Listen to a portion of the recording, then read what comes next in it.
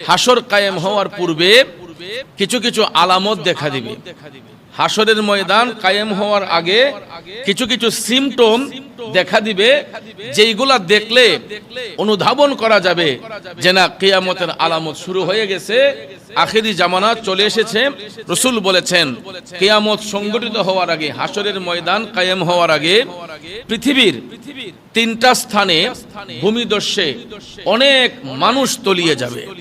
এই তিনটা স্থানের একটা হলো পৃথিবীর পূর্বাঞ্চলে, আরেকটা হবে পৃথিবীর পশ্চিমাঞ্চলে, আরেকটা হবে আরব ভূপৃষ্ঠে। অর্থাৎ এই তিনটা জায়গায় ভূমিকম্প হবে, এই তিনটা জায়গা তলিয়ে যাবে। রাসূল করিম সাল্লাল্লাহু আলাইহি ওয়াসাল্লাম বলেছেন এর কারণ হলো পৃথিবীর মধ্যে মানুষ যখন বসবাস করবে অনেকে জ্ঞান চর্চা করবে, কিন্তু তাদের আচার আচরণ হবে অজ্ঞদের মতো, জাহিলি আচরণ হবে। এরা নিজেকে শিক্ষিত দাবি করবে, কিন্তু তাদের আচরণ হবে অজ্ঞদের মতো। কাদের মতো? মূর্খদের মতো। তাদের আচরণটা হবে মূর্খদের মতো। এই জন্য রাসূল করিম সাল্লাল্লাহু আলাইহি ওয়াসাল্লাম শুধু তাই নয়, এটাও বলেছেন যে এমন একটা জামানা আসবে যেই জামানার মধ্যে, এটা সহিহ মিশকাতের মধ্যে হাদিস কানে এসেছে, রাসূল করিম সাল্লাল্লাহু আলাইহি ওয়াসাল্লাম বলেছেন যে ফিতনার জামানায়, আখিরি জামানায় মানুষ ওপেনলি তারা সঙ্গম করবে, ওপেনলি অবৈধ সঙ্গম করবে। যেমনি ভাবে গরু ছাগল রাস্তার মধ্যে সঙ্গম করে, তাদের কোনো পর্দার প্রয়োজন হয় না। আপনারা লক্ষ্য করে দেখবেন যে গরু ছাগল তাদের কোনো পর্দার প্রয়োজন হয় না, এরা বেপরোয়া হয়েই, কারণ তারা রাস্তাঘাটে মেলামেশা করে। রাসূল বলেছেন মানুষ এমন প্রকৃতির হয়ে যাবে গরু ছাগলের মতো, তাদের চোখের মধ্যে কোনো লজ্জা থাকবে না, তাদের চক্ষু লজ্জা বলতে কিছু থাকবে না। এরা খোলা আকাশের নিচে ওপেনলি আত্মসঙ্গম করবে, মিলিত হবে, জেনা করবে, বেবিচারী করবে। তাহলে বলুন তো এই আলামত আমরা দেখতে পাই কি পাই না? এই অবস্থা এখন শুরু হয়েছে, কথা বলেন ঠিক না ঠিক? আপনি অনেকগুলা পর্যটন এরিয়ার মধ্যে যদি যান, সেখানে যদি লক্ষ্য করেন দেখবেন অনেক সময় দেখা যায় শরীয়তের বৈধতা নেই। যদি অনেকে স্বামী স্ত্রীও হয়, কিন্তু আধুনিকতার স্পর্শে দেখা যায় শরম লজ্জা বলতে কিছু নাই। একজন আরেকজনকে জড়িয়ে ধরে রাখে, একজন আরেকজনকে জড়িয়ে ধরে রাখে, চক্ষু শরম বলতে কিছু নেই। ভাইয়ার আমার, বন্ধুরা আমার, শুধু তাই নয়, আরো কিছু কিছু দৃশ্য অনেক সময় চোখে পড়ে, যেইগুলা দেখলে নিজের কাছে নিজেকে লজ্জাবোধ মনে হয়। এই জন্য রাসূল বলেছেন যে হাসরের ময়দান কায়েম হওয়ার আগে পৃথিবীতে এমন কিছু সিচুয়েশন তৈরি হবে যে মানুষ ওপেনলি আত্মসঙ্গম করবে। যেরকম রাস্তাঘাটে গরু ছাগল, অবৈধ গরু ছাগল যেরকম ভাবে মিলিত হয়, মানুষের মধ্যে কিছু কিছু অমানুষ আছে যারা আত্মসঙ্গমে এরা আবদ্ধ হবে, এদের চক্ষু শরম বলতে কিছু থাকবে না। শুধু তাই নয়, হাসরের কথা বলতে গিয়ে রাসূল করিম সাল্লাল্লাহু আলাইহি ওয়াসাল্লাম এটাও বলেছেন যে কিয়ামত সংগঠিত হওয়ার পূর্বে পৃথিবীর মধ্যে পুরুষের সংখ্যা কমে যাবে, নারীদের সংখ্যা বেড়ে যাবে। ঠিক কিনা বলেন? বর্তমানেও কিন্তু আমাদের বাংলাদেশে গণনা সূত্রে দেখা গিয়েছে পুরুষের 3 গুণ নারী। কথা কোন ঠিক কিনা? পুরুষের 3 গুণ নারী, যেটা আমরা আদমশুমারির গণনা সূত্রে পাওয়া যায়। আপনারা যদি এটা ফলো করেন দেখবেন বর্তমানেও বাংলাদেশে পুরুষের চাইতেও নারীর সংখ্যা বেড়ে গেছে। এটা হাদিস শরীফে রাসূল বলেছেন, এটাও সহিহ মুসলিমের হাদিস। রাসূল বলেছেন কিয়ামত সংগঠিত হওয়ার পূর্বে প্রত্যেক পুরুষের মাথা পিছু 50 জন নারী হবে। কয়জন? 50 জন নারী হবে।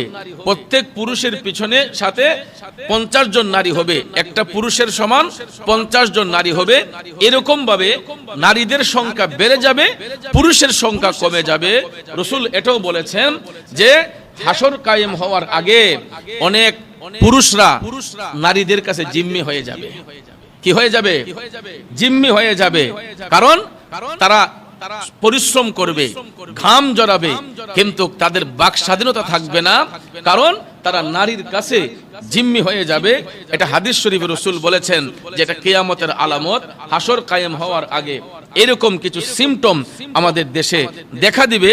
এবং শুধু তাই নয়, রাসূল কারীম সাল্লাল্লাহু আলাইহি ওয়াসাল্লাম আরো বলেছেন যে বন্ধু বান্ধব এমন ভাবে আড্ডায় নিয়োজিত হবে, বন্ধুর পিছনে লক্ষ লক্ষ টাকা খরচ করবে, কিন্তু মা বাবার দিলের মধ্যে আঘাত করবে। আছে কিনা বলুন? বাইয়াবসারির কাছে গেলে দেখবেন হাজার হাজার টাকা পকেট থেকে খরচ করে ফেলে, লাখ লাখ টাকা খরচ করতে কোনো দ্বিধা হয় না, কষ্ট হয় না। কিন্তু অসুস্থ মা, অসুস্থ বাবা যদি চিকিৎসার জন্য টাকা চাইছে, সন্তান ডাইরেক্টলি বলে আমার হাতে এখন টাকা নেই। বলে কি বলে না? আমার হাতে এখন টাকা নাই, আমি দিতে পারবো না। কিন্তু ভাইয়ের আমার, পৃথিবীর মধ্যে সবচাইতে সম্মানের অধিকারী হলেন মা এবং বাবা, যাদের সম্মানের কথা রাব্বুল আলামিন কোরআনুল হাকিমে সূরা বনী ইসরাঈলে আল্লাহ রাব্বুল আলামিন স্পষ্ট করে বলেছেন, ওয়াকাদা রাব্বুকা আল্লা তা'বুদু ইল্লা ইয়াহু ওয়া বিল ওয়ালিদাইনি ইহসানা। আল্লাহ রাব্বুল আলামিন বলেন, হে জগৎবাসীরা, আল্লাহ ব্যতীত তোমরা কারো ইবাদত করো না, ওয়া বিল ওয়ালিদাইনি ইহসানা, পিতা এবং মাতার সহিত উত্তম আচরণ করো, ভালো ব্যবহার করো। ঘোষণা দিয়েছেন কে?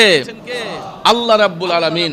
মা বাবার সঙ্গে ভালো আচরণ করা, সৎ ব্যবহার করা, তাদের সেবা করা, তাদেরকে ভরণ পোষণ করা, তাদের দিকে সবসময় খেয়াল নজর রাখা, এই বিষয়ে রাব্বুল আলামিন কোরআনুল হাকিমের মধ্যে তাকিদ করেছেন।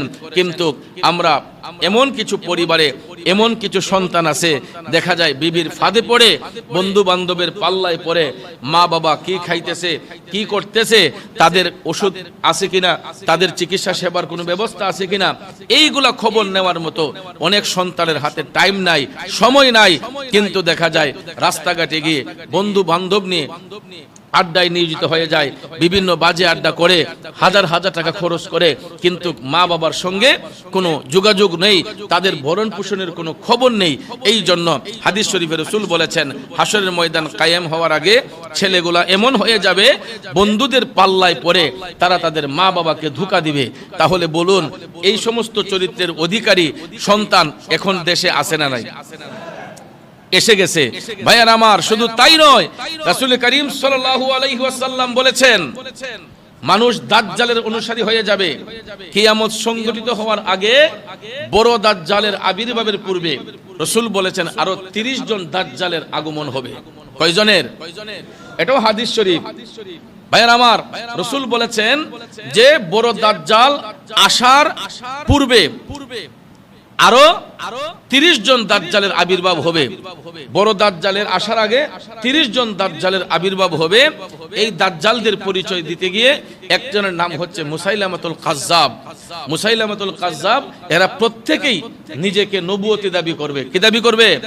নবুয়তি দাবি করবে। কিন্তু আল্লাহ রাব্বুল আলামিন নবুয়তের দরজা বন্ধ করে দিয়েছেন রাহমাতাল লিল আলামিন, দয়াল নবীর মাধ্যমে। কথা বলেন ঠিক কিনা? কিয়ামত পর্যন্ত আর কেউ নবুয়ত দাবি করতে পারবে? কারণ আমার দয়াল নবী সর্বশ্রেষ্ঠ নবী এবং দয়াল নবী সর্বশেষ নবী, যার পরে আর কোন নবীর আগমন হবে না, কাউকে নবুয়তি প্রদান করা হবে না, একমাত্র রাহমাতাল লিল আলামিন নবীর মাধ্যমেই এটা সমাপ্তি হয়ে গেছে। কিন্তু ভাইয়ের আমার, মুসাইলামাতুল কাজ্জাব সে নিজেকে নবুয়তি দাবি করেছিল। তারপরে খুয়াইল নামে আরেকটা দাজ্জাল আছে, সেও আপনার নিজেকে নবুয়তি দাবি করেছে। তারপরে আমাদের কিছুদিন পূর্বেও এই দেশে বিচরণ করে গিয়েছিল মির্জা গোলাম আহমদ কাদিয়ানি, সেও নিজেকে নবুয়তি দাবি করছিল। ঠিক কিনা বলেন? যেই কারণে কাদিয়ানি সম্প্রদায়কে আমরা মুসলমান বলতে পারি। এরা যদিও মুসলিম পরিচয় দেয়, মুসলমানদের কোনো খাসিয়ত তাদের মধ্যে লক্ষণীয় নয়। কারণ তাদের যে উস্তাদ মির্জা গোলাম আহমদ কাদিয়ানি, উনি নিজেকে নবুয়তি দাবি করছিল। নবুয়তি দাবি করা মানে কি? তাকে সে নবী বলে দাবি করেছিল। যেই কারণে ভাইয়ের আমার, বন্ধুরা আমার, তাদের অনুসারীদেরকে আমরা কখনো মুসলমান বলি না। এটা সব মতবাদের ভাইয়েরাই, মুসলিম দলের যত দলই বিভক্ত হোক, সব দলই দেখবেন কাদিয়ানীদেরকে কেউ মুসলিম বলতে চায় না।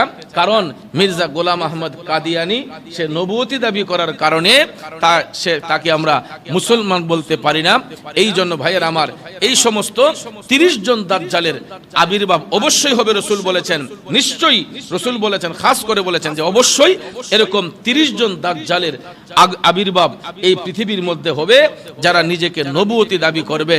কিন্তু ভাইয়েরা আমার, বন্ধুরা আমার, পরিশেষে যখন দাজ্জালের আবির্ভাব যখন হবে, পরিশেষে যখন দাজ্জালের আবির্ভাব যখন হবে, এই দাজ্জাল মক্কা এবং মদিনা শরীফ ছাড়া পৃথিবীর সব জায়গায় বিচরণ করবে 40 দিন সময়ের ভিতরে। কয়দিন?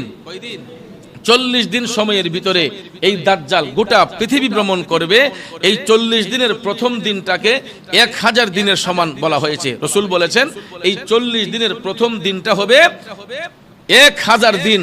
যেরকম হিসাব করা হয় 24 ঘন্টায়, এরকম 1000 দিনের সমান প্রথম দিনটা হবে। দ্বিতীয় দিনটা হবে 30 দিনের সমান। দ্বিতীয় দিনটা হবে কি? 30 দিনের সমান। আর তৃতীয় দিনটা হবে 1 সপ্তাহের সমান। আর বাকি যেই কটা দিন থাকবে এগুলা 24 ঘন্টাই একদিনে পার হবে। এরকম ভাবে এই দাজ্জাল গোটা পৃথিবীটা এই 40 দিনের ভিতরে সে ভ্রমণ করবে। কিন্তু পরিশেষে যখন ভ্রমণ করে, সে যখন মদিনাতে ঢুকতে চাইবে, দাজ্জাল যখন মদিনাতে ঢুকতে চাবে, মদিনা শরীফে ঢুকতে পারবে না। কারণ সেখানে শুয়ে আছেন রাহমাতাল লিল আলামিন। আর এই দাজ্জালের আবির্ভাব যখন হবে, তখন পৃথিবীর যত নবী, রসুল, গৌস, কুতুব, অলি, আবদাল যারা আছে সবাই চলে যাবে হারামাইন শরীফাইনের মধ্যে। হারামাইন শরীফাইনের মধ্যে সমস্ত অলি আবদাল চলে যাবেন। তখন দাজ্জালের আবির্ভাব হয়ে গোটা পৃথিবী সে ভ্রমণ করে মানুষদেরকে তার দলে বিভক্ত করবে। কিন্তু সেখানে পারবে না। না পারলেও সেখান থেকে মুনাফিকদেরকে বের করার জন্য মদিনা শরীফের মধ্যে রসুল বলেছেন, হাসরের ময়দান কায়েম হওয়ার আগে মদিনা শরীফের মধ্যে 3 বার ভূমিকম্প হবে। কয়বার? 3 বার মদিনা শরীফে ভূমিকম্প হবে। আর এই ভূমিকম্প হওয়ার পরে দাজ্জাল তাদেরকে আহ্বান করবে। যারা বেঈমান, যারা মুনাফিক, তখন সবাই চলে যাবে দাজ্জালের দলে। সবাই দাজ্জালের প্রতি কি করবে? গিয়ে বিশ্বাস স্থাপন করবে, ঈমান আনয়ন করবে। আর ঈমানদাররা এরা রাহমাতাল লিল আলামিন নবীর কদমে বসবাস করবে। সম্মানিত ভাইয়েরা আমার, আল্লাহর হাবিব সাল্লাল্লাহু আলাইহি ওয়াসাল্লাম বলেছেন এই দাজ্জালকে কিভাবে দূর করা হবে। দাজ্জালকে দূর করার জন্য আল্লাহ রাব্বুল আলামিন আসমান থেকে আল্লাহর পয়গম্বর হযরতে ঈসা আলাইহিস সালামকে দামেস্কের মসজিদের পূর্ব মিনারের মধ্যে অবতরণ করাইয়া দিবেন। ঈসা আলাইহিস সালাম আসমান থেকে তিনি আল্লাহর পক্ষ থেকে প্রেরিত হয়ে দামেস্কের মসজিদের পূর্ব মিনারের মধ্যে তিনি এসে অবস্থান করবেন। অবস্থান করার পরে সেখানে ফজরের আজান হবে। কিসের আজান? ফজরের আজান হবে। ফজরের আজান হওয়ার পরে যখন জামাতের সময় যখন হবে, একামতে সালাত যখন দেওয়া হবে, ঈসা আলাইহিস সালাম মসজিদের মধ্যে অবস্থান করাতে সমস্ত মুক্তাদিগণ নামাজের ইমামতির জন্য ঈসা আলাইহিস সালামকে নামাজের ইমামতির মুসল্লায় দাঁড় করাবেন। যখন আল্লাহর পয়গম্বর ঈসা আলাইহিস সালাম নামাজের ইমামতিতে যখন দাঁড়াবেন, পানির মধ্যে লবণ রাখলে যেই রকম লবণটা গলে যায়, ঈসা আলাইহিস সালামের শ্বাস নিঃশ্বাসের সুগন্ধ যখন দাজ্জালের গায়ের মধ্যে গিয়ে লাগছে, পানি যেমন লবণকে গলিয়ে দেয়, এই রকম ভাবে দাজ্জালের শরীরটা আস্তে আস্তে জ্বালা পোড়া শুরু হয়ে গেছে, তার শরীর থেকে ঘাম ঝরতে শুরু হয়ে গেছে। তখন ভাইয়েরা আমার, ঈসা নবীর ভয়ে ওই দাজ্জাল যখন পালিয়ে যেতে লাগলো, ঈসা আলাইহিস সালামের নাকের শ্বাস প্রশ্বাসে যতটুক দূরে দাজ্জালের গায়ের মধ্যে গেলে গেছে, ততটুক পর্যন্ত দাজ্জাল গলতে শুরু করছে। এক পর্যায়ে দাজ্জাল যখন পালিয়ে যেতে লাগলো, তখন ঈসা আলাইহিস সালাম দাজ্জালের পিছু নিয়া তাকে পিঠের মধ্যে লক্ষ্য করে তীর যখন মারলেন, এই তীরটা মারার সঙ্গে সঙ্গে দাজ্জালকে ঈসা নবী জাহান্নামের মধ্যে পাঠাইয়া দিবেন। জাহান্নামের দাজ্জাল চলে যাবে। ঈসা আলাইহিস সালাম আল্লাহর পক্ষ থেকে প্রেরিত হয়ে তিনি ফজরের নামাজের ইমামতি করে দাজ্জালের পিছনে যাইয়া তীর যখন নিক্ষেপ করবেন, তখন দাজ্জাল পলায়ন করবে, তখন সে জাহান্নামে নিক্ষিপ্ত হয়ে যাবে। আল্লাহ রাব্বুল আলামিন এই পৃথিবীর মধ্যে তখন হাসরের ময়দান কায়েম যখন হবে, আল্লাহ রাব্বুল আলামিন তখন হাকিম হবেন। আল্লাহ রাব্বুল আলামিন বিচার করবেন। সেখানে মাকামে মাহমুদে আল্লাহ পাক আপন হাবিবকে উপনীত করে দয়াল নবীকে সুপারিশকারী নিয়োজিত করা হবে। তখন দয়াল নবী সুপারিশ করে করে এক একজনকে জান্নাতের মধ্যে দাখিল করে দিবে। এই জন্য দয়াল নবীর গোলামির প্রয়োজন। নবীকে যারা ভালোবাসবে এরাই পরকালে জান্নাতের আশা করতে পারে। আর নবীর সাথে যারা দুশ্মনী করে এরা কখনো জান্নাত পাবে দূরের কথা, জান্নাতের সুগন্ধ পর্যন্ত পাবে না। এই জন্য ভাইয়ের আমার, বন্ধুরা আমার, আল্লাহ রাব্বুল আলামিন আমাদেরকে জানিয়ে দিয়েছেন, আল ইয়াউমা তুজজা কুল্লু নাফসিম বিমা কাসাবাত, আজ প্রত্যেকের তার কৃতকর্মের প্রতিদান দেওয়া হবে। লা জুলমাল ইয়াউম, কারো প্রতি কখনো জুলুম করা হবে না। ইন্নাল্লাহা সারিউল হিসাব, নিশ্চয়ই রাব্বুল আলামিন অতি তাড়াতাড়ি হিসাব গ্রহণ করবেন, হিসাব গ্রহণকারী হবেন। এই জন্য ভাইয়ের আমার, নিজের আমলটাকে শুদ্ধ করতে হবে, নেক আমলে নিয়োজিত হতে হবে। আল্লাহ রাব্বুল আলামিন যেন আমি সহ আমাদের সবাইকে যেন নেক আমল করার তৌফিক দান করেন। আমরা সকলে বলি আমিন। মা আসসালাম। আসসালামু আলাইকুম ওয়া রাহমাতুল্লাহি ওয়া বারাকাতুহু।